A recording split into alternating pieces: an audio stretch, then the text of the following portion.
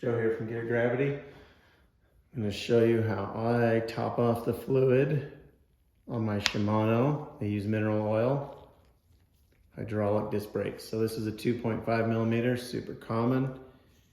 So I got my bike in the stand tilted up so that air likes to travel up. So if there's any air bubbles in here, the bike angle will promote their flow. So we'll take this out. When we're doing hydraulics, we want to keep everything super clean. So have a clean paper towel ready to put your screw down. And when you take that out, there's a little O-ring in there and it comes out on the screw usually, but mine stayed in there. So I'm going to get this.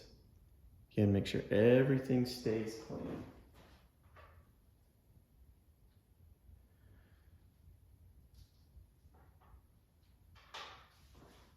All right, Shimano, here's what I have. Super common setup.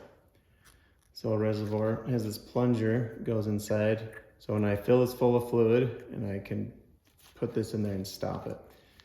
But right now it's got a little O-ring on it too. I'm gonna screw this on. I don't wanna overdo it, but we don't want it to leak either. So I just kind of do 2 fingers, light touch, there we go. Now, I'm gonna put some fluid in it. You don't need a lot because we're just topping it off, but just do that much. Then we got lucky. We do a couple pumps. Mine's a little bit low on fluid, so we're just gonna get some pumps in there. We're gonna see. Oh yeah, that feels good. Just flick it a little.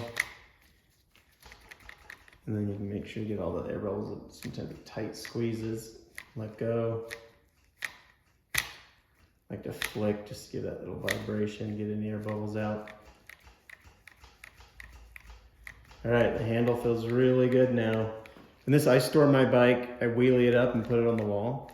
So I can tell a little bit the brake pads are wearing. I need to get new ones soon. But the handle starts to get super soft when I bring it down. It's like there's an air bubble in it. But then when I bring it down, it always works its way out. But I'm just gonna do this, fill it up. Feels great, so that's what you do. Get the little stopper plunger, put it in there, give it till it seats, feel a little pop. And get a clean rag. So now we can take this off. There's a little stand for it. I have a little stand on my bench right here. And so I'll take this off. I'll dump this fluid back into my jar. Some people don't do that. I do.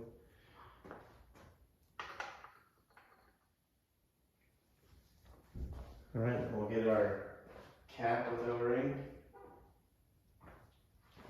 Sure everything's clean, no dust, grit.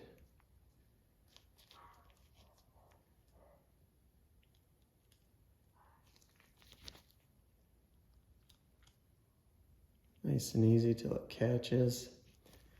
And this doesn't need to be cranked super tight either. Just hit your stop point, give it a little bit.